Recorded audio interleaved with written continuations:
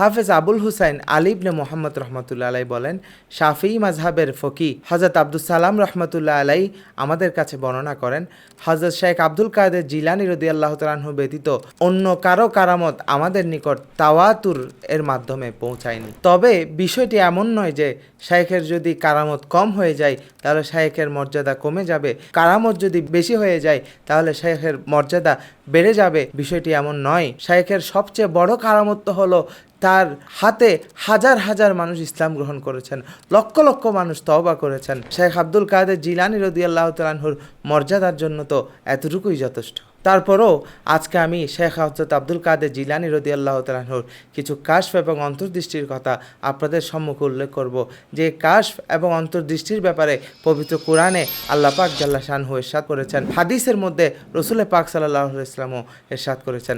আল্লাহ পাক জাল্লা শানহু পবিত্র কোরআনে ইরশাদ করছেন, ইন্না ফি যালিকা লাআয়াতিন লিল মুতাওয়াসসিমিন, নিশ্চয়ই এই অন্তর্দৃষ্টি সম্পন্ন ঘটনাগুলোর মধ্যে তোমাদের বুদ্ধিসম্পন্ন ব্যক্তিদের জন্য রয়েছে শিক্ষা। রাসূল পাক সাল্লাল্লাহু আলাইহি ওয়াসাল্লাম ইরশাদ করছেন, ইত্তাকু ফিরাসাতাল মুমিন লিআন্নাহু ইয়ানজুরু বিনুরিল্লাহ, মুমিনের অন্তর্দৃষ্টিকে তোমরা ভয় করো, কেননা তারা আল্লাহর নূর দ্বারা দেখে। ইনশাআল্লাহ আজকের পর্বে এমন কিছু ঘটনার কথা আমরা শুনব যেখানে হযরত আব্দুল কাদের জিলানী রাদিয়াল্লাহু তাআলা আনহুর অন্তর্দৃষ্টি এবং কাশফ সেটা প্রকাশ পায়। বিখ্যাত একজন আল্লাহর ওলি শেখ শিহাবুদ্দিন উমর বিন মুহাম্মদ সোহরাওয়ার্দী রহমতুল্লাহ আলাই বলেন, আমি সিদ্ধান্ত নিয়েছিলাম যে আমি ইলমুল আকায়েদ নিয়ে লেখাপড়া করব, আমি উসুলুদ্দিন নিয়ে লেখাপড়া করব। তখন আমি সিদ্ধান্ত নিলাম এই বিষয়ে আমি শেখ হযরত আব্দুল কাদের জিলানীর সাথে পরামর্শ করব। তিনি তখন এই নিয়ত নিয়ে, এই ইরাদা নিয়ে শাইখের দরবারে গেলেন। শাইখের দরবারে যাওয়ার পর শাইখ যখন উনাকে দেখতে পেলেন তখন বললেন, হে উমর, তুমি এমন বিষয় নিয়ে পড়াশোনা করো যে বিষয়টি তোমাকে কবরে সহযোগিতা করবে। তখন আমি আমার প্রশ্নের উত্তর পেয়ে গেলাম। আমি উসুলুদ্দিন নিয়ে পড়াশোনা না করে তাসাউফ নিয়ে লেখাপড়া শুরু করে দিলাম, কেননা এই তাসাউফের জ্ঞান, এই তাসাউফের নলেজ আমাকে আমার কবরে সহযোগিতা করবে। শেখ আবি আসানা আন-নাহার মালকি রহমতুল্লাহ আলাই বর্ণনা করেন, আমরা কয়েকজন বন্ধু মিলে শেখ আব্দুল কাদের জিলানী রাদিয়াল্লাহু তাআলা আনহুর কাশফ ও কারামত নিয়ে আলোচনা করছিলাম।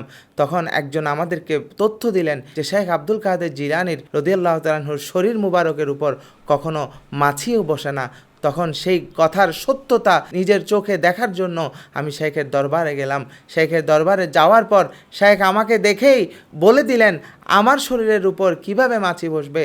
আমার কাছে না আছে দুনিয়ার মধু, না আছে আখিরাতের মধু। ইবনে নাজ্জার রহমতুল্লাহ আলাই বলেন, আমি আবি আল আখদার রহমতুল্লাহ আলাই নিকট থেকে শুনেছি, তিনি একদিন হযরত আব্দুল কাদের জিলানী রাদিয়াল্লাহু তাআলা আনহুর ঘরে প্রবেশ করলেন। ঘরে প্রবেশ করার পর তিনি দেখতে পেলেন হযরত আব্দুল কাদের জিলানী রাদিয়াল্লাহু তাআলা আনহুর পরনে একটি মাত্র জামা, মাথায় একটি টুপি, পাশে একজন হযরত আব্দুল কাদের জিলানী রাদিয়াল্লাহু তাআলা আনহুকে বাতাস করছেন। প্রচণ্ড শীতের সময়ে হযরত আব্দুল কাদের জিলানী রাদিয়াল্লাহু তাআলা আনহুর এই দৃশ্য দেখে আমি একটু অবাক হলাম।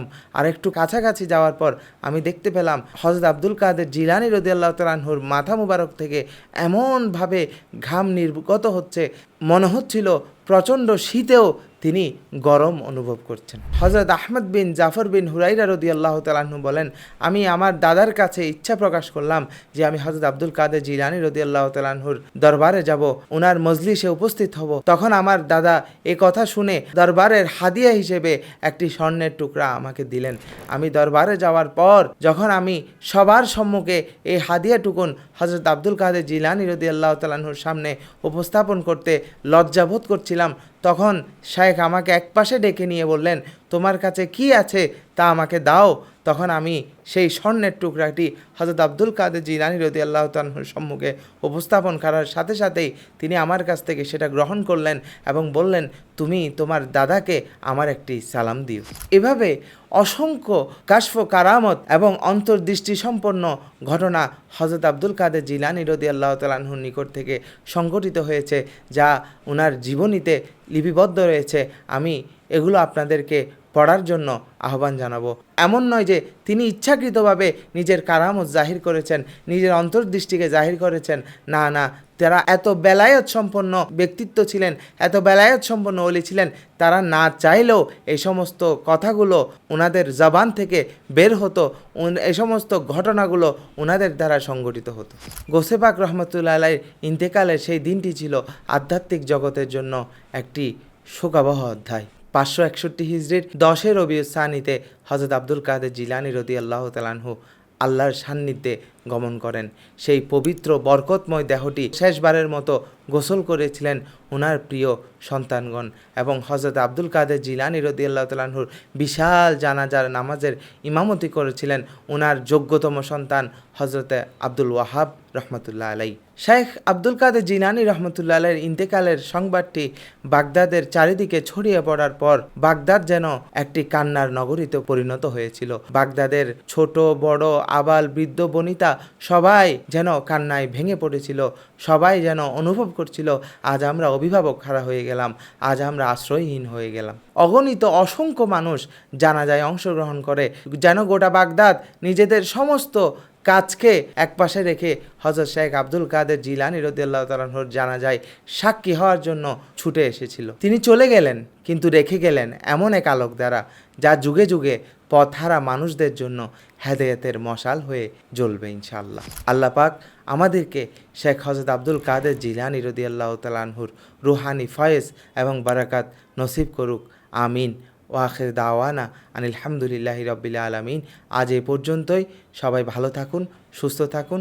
আসসালামু আলাইকুম ওয়া রাহমাতুল্লাহি ওয়া বারাকাতুহু।